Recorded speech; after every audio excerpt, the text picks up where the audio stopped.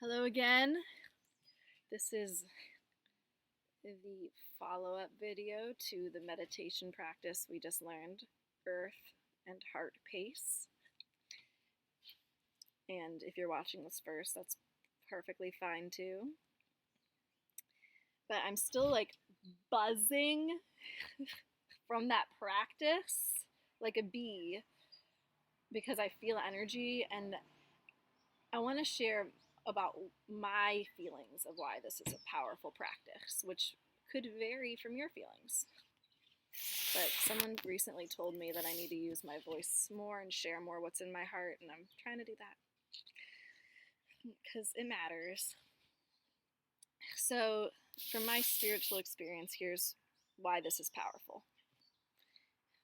I really mean when I say eARTh pace, I feel like this practice is a reflection and of that natural pace. And I didn't make up all the parts of this practice. This is a combination of practices that I've felt called to put together. So this is not just coming from me. This is a combination.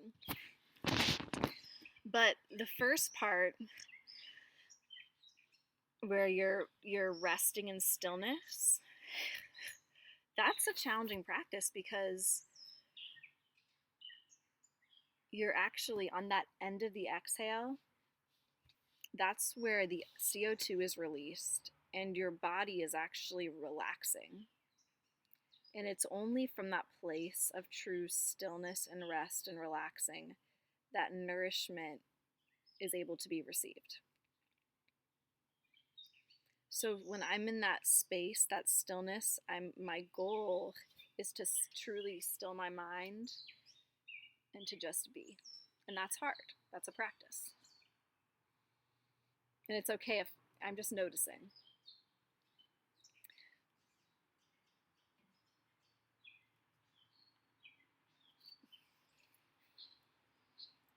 The next part of breathing in is a practice because it's difficult to receive properly. To me, that breath in is the moment of receiving. And we need to practice how to receive. This breath is supposed to be deep and slow and powerful.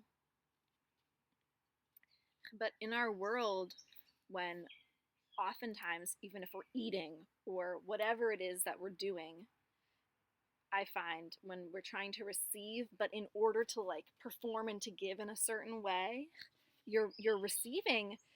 That in-breath is usually shallow and it's forced and it can be kind of stressed because we're breathing, we're receiving, but it's in order to go and perform again or to do and produce again. It's with another energy behind it. And when that's the case, it's not a true receiving. It's not a true eARTh pace as full as it could be or as powerful. And that's hard for me. I struggle to breathe deep and slow. That is one of the most it's one of the hardest parts.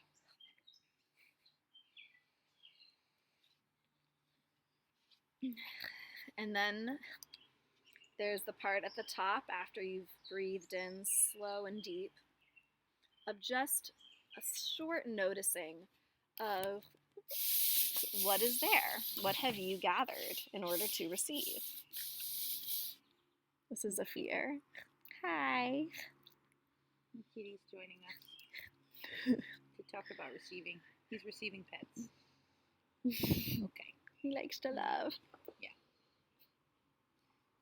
He likes to receive love on this table. Okay. And just the right amount. We don't need too much receiving. Just the right amount. Yeah. Because after you receive, something that is not always realized is that actually if you don't give what you're meant to give,